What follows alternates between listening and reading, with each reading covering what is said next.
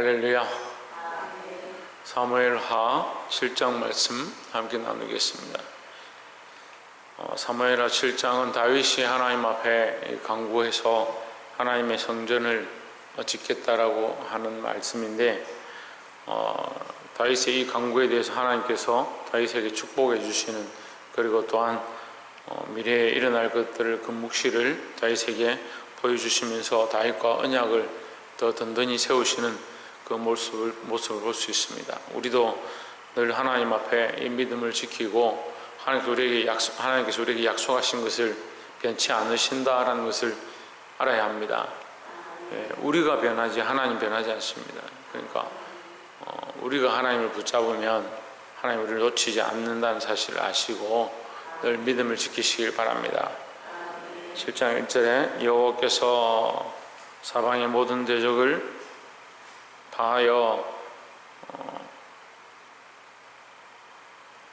왕으로 궁에 평안히 거하게 하신 때에 했습니다.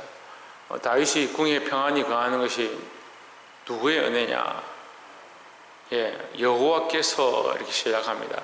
7장의 시작이 여호와께서 평안을 주셨고 여호와께서 승리를 주셨다라는 거죠. 그러니까 우리가 하나님 앞에 이걸 감사할 줄 알아야 돼요. 다윗이 하나님께서 그를 평안히 거하게 하셨을 때, 다윗이 지금까지 도망다니고 힘들고 어렵고 전쟁하고 그런 중에 하나님께서 평안을 주시고 사방의 대적들이 그에게 조공을 바치고 복종할 때에 오히려 인간들은 그렇게 하니까 평안하구나, 살만하구나, 더 범죄하고 더 잘못할 수 있는데, 다윗은 어떻게 하느냐? 내가 주를 위하여 전을 짓겠다, 성전을 짓겠다, 이렇게 얘기하는 겁니다. 하나님께서 반문하시죠. 내가 언제 내가 집이 필요하다 하더냐? 이스라엘 백성들 가운데 어느 족속과 어느 지파 가운데 내가 집이 필요하다, 내게 집을 지어라 한 적이 있더냐? 이렇게 묻습니다.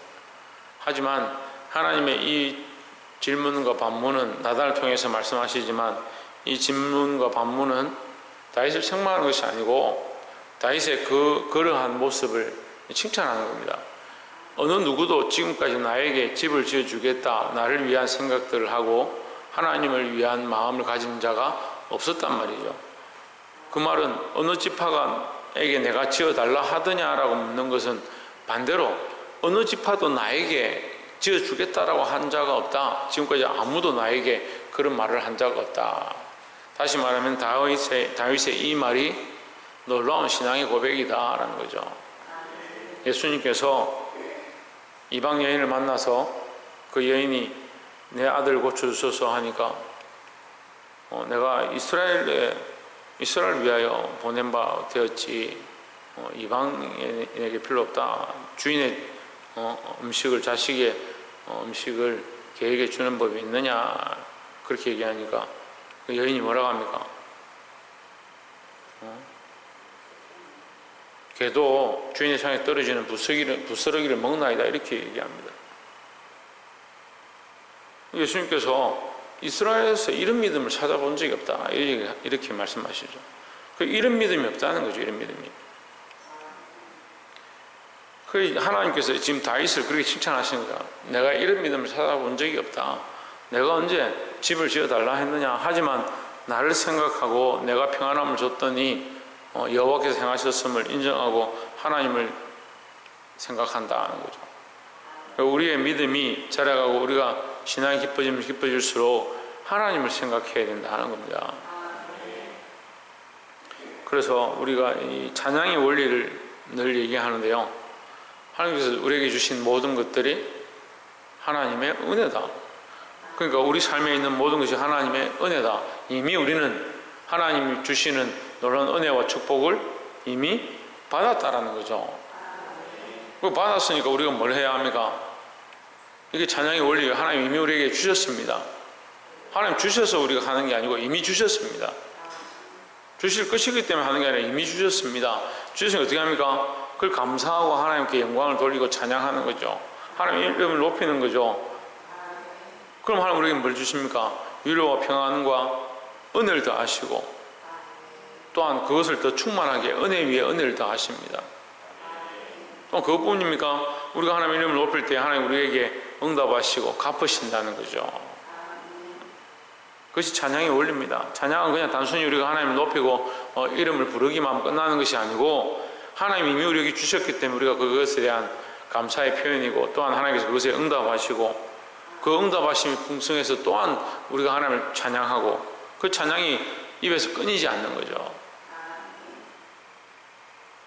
7장 8절에 그러므로 이제 내 종 다윗에게 이처럼 말하라. 만군의 여호와께서 이처럼 말씀하시기를 내가 너를 목장 곧 양을 따르는 데서 취하여 내 백성 이스라엘의 주권자를 삼고 했습니다. 누가 하셨느냐? 내가 했다. 하나님께서 하셨다. 다른 이들은 자기를 그렇게 취하는 줄 잊어버리더라. 누가? 사울을 세울 때 그거 아무것도 아니고 그냥 소년 중에 한 사람이었는데 하나님께서 세우셨을 때 제가 어떻게 되겠습니까? 제비를 뽑아서 뽑혔는데도 안 됩니다. 그렇게 하던 자가, 그렇게 겸손하던 자가 세워지고 나니까 하나님 잊어버리고 자기가 종이었던 사실을 잊어버리고. 근데 다윗은 어떻게 하느냐? 양을 치는 목자였고 목동이었던 그를 하나님께서 그를 왕으로 세워주시니까 그걸 잊어버리지 않고 여전히 어떻게 한다? 하나님을 바라보고 있다라는 거죠. 9절에 내가 어디를 가든지 내가 너와 함께 있어 내 모든 대적을 내 앞에서 멸하였은즉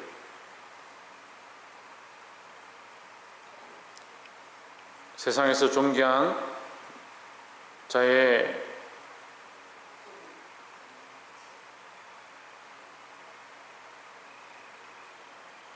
이름같이 내 이름을 존귀케 만들어 주리라. 그러니까 지금 하나님께서 무슨 말씀하시냐면 다윗을 계속 칭찬하는 거예요. 그래서 네가 하나님을 이렇게 생각하는구나, 네가 나를 이렇게 생각하는구나, 나도 너를 이렇게 생각하겠다 이 말이죠. 다윗이 하나님을 존귀케 여기니까 나도 네 이름을 존귀케 여겨서 세상에서 이런 이름이 없게 하겠다 이렇게 하는 거예요. 그러니까 우리가 복 받고 우리가 칭찬 받고 우리가 상 받는 것 합당하게 받는 거예요. 왜냐하면 우리가 하나님 앞에 믿음으로 살면 하나님께서 그 믿음에 대한 합당한 것을 갚아주시는 겁니다. 이 땅에서 못 받으면 하늘에서 받는 것이고, 우리가 하늘에서 받을 상급을 또한 하나님께서 이 땅에서도 풍성하게 주시면 땅에서도 복을 받고 하늘에서 복을 받는 거죠. 10절에 내가 또 내 백성 이스라엘을 위하여 한 곳을 정하여 저희를 심고 저희로 자기 곳에 거하여 다시 옮기지 않게 하며 악한 유로 전과 같이 저희를 피하지 못하게 하리라 했습니다. 자, 그럼 10절의 말씀을 보면 하나님께서 다윗을 복 주시는데 다윗으로 말미암아 어떻게 한다? 다윗으로 말미암아 이스라엘도 복을 받고 그 백성도 복을 받게 하신다라는 거죠. 그러니까 우리 한 사람이 믿음으로 살면 우리로 말미암아 많은 사람이 복을 받고 우리의 자녀들도 복을 받게 된다는 겁니다. 그리고 또 내 삶에 만나는 수많은 사람들이 복을 받게 되는데, 이 복의 관점은 뭐냐? 하나님의 백성이 되는 거예요. 하나님의 백성이 되고 하나님의 심으신 곳에서 뽑히지 않는다. 이게 복음이죠. 우리가 하나님의 백성이 되어졌고 예수 그리스도로 말미암아 하나님의 자녀가 되어지고 그 앞에 나와 영원한 구원을 누리게 되는 것이 복입니다. 복. 근데 우리가 복 그렇게 하면 돈, 재물, 잘 되고 형통하는 것 이렇게 생각하는데, 우리가 복음을 들은 것, 예수 그리스도를 믿게 된 것, 영원한 구원의 소망을 알게 된 것 자체가, 하나님을 알게 된 것 자체가 뭐다? 이미 놀라운 복이다라는 거죠. 근데 세상 사람들은 하나님이 있는 줄 모르니까 그들은 뭘 모른다? 복을 모른다라는 거죠.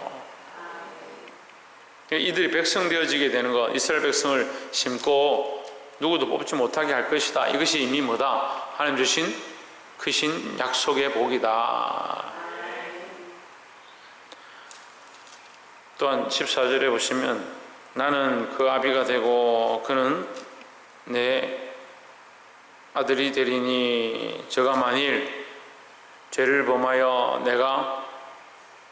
내가 사람 막대기와 인생 채찍으로 징계하리라 했습니다. 자, 이것은 이제 다윗에게 약속하시면서 다윗의 집안을 내가 영원히 네가 이 왕의 자리 너로 말미암아 너의 혈족에서 너의 너의 씨로 말미암아 왕이 되게 하리라 이렇게 약속하시는데, 이 솔로몬이 범죄할 것에 대해서 이미 얘기하시는 거예요. 그래서 무슨 말씀하시냐, 사람 막대기와 인생 채찍이다. 그래서 우리가 믿음으로 살아도 물론 고난이 있지만 우리가 하나님 배반하고 세상과 타협하기 시작하면 또한 사람 막대기와 인생 채찍이 있다. 왜 있느냐? 우리가 맞는 것 자체가 하나님 우리를 버리셨기 때문에 때리는 것이 아니다라는 거죠. 우리를 버리지 않으셨기 때문에, 우리를 여전히 사랑하시기 때문에 그 약속을 지키시고 내가 뽑지 않겠다 하셨고 내가 하나님께서 너희를 버리지 않겠다 하셨기 때문에 사람 막대기와 인생 채찍으로 정신을 차리게 한다는 거죠. 그래서 우리가 어려움을 당하거나 고난을 당하거나 환난을 당할 때에 하나님 우리를 버리신 것이 아니고 우리를 사랑하셔서 더 인도하신다는 사실을 깨달아 알게 되기를 주의 이름으로 축원합니다. 마지막으로 23절에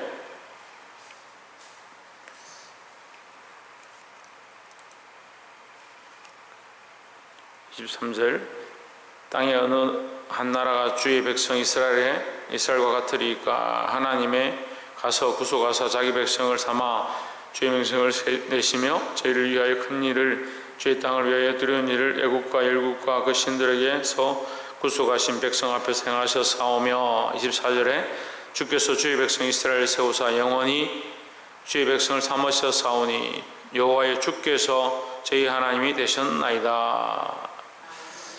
예, 지금 계속해서 이제 18절부터는 다윗이 또한 하나님 앞에 화답하는 거예요.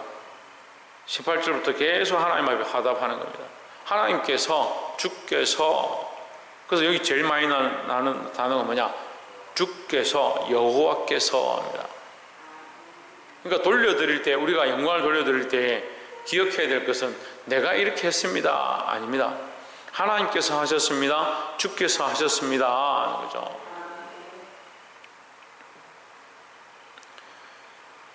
말씀을 맺겠습니다. 우리의 찬양은 하나님이 이미 우리에게 주신 은혜에 대한 응답입니다. 누가 하셨느냐? 하나님께서 하셨습니다. 누가 하셨느냐? 여호와께서, 주께서 하셨습니다. 이렇게 고백하는 자들이 되기를 소망합니다. 또한 그렇게 고백할 때 하나님께서 우리에게 더욱 은혜를 베푸시고 이를 보호하시고 인도하실 줄 믿습니다. 그렇게 응답하시고 보호하시고 약속하시고 축복하시면 가만히 있는 것이 아니라 또한 주께서 하실 것에 대한 그 고백들을 해야 된다. 그래서 우리는 범사에 감사하는 것, 쉬지 말고 기도하는 것, 항상 기뻐하는 것. 왜 그러느냐? 하나님께서 우리를 인도하시고 우리를 보호하시고 우리에게 축복하셨기 때문에 우리가 그것을 감사해서 늘 하나님께 돌려드릴 수 있는 저와 여러분 되시는 삶이 되기를 주의 이름으로 축복합니다. 기도하겠습니다.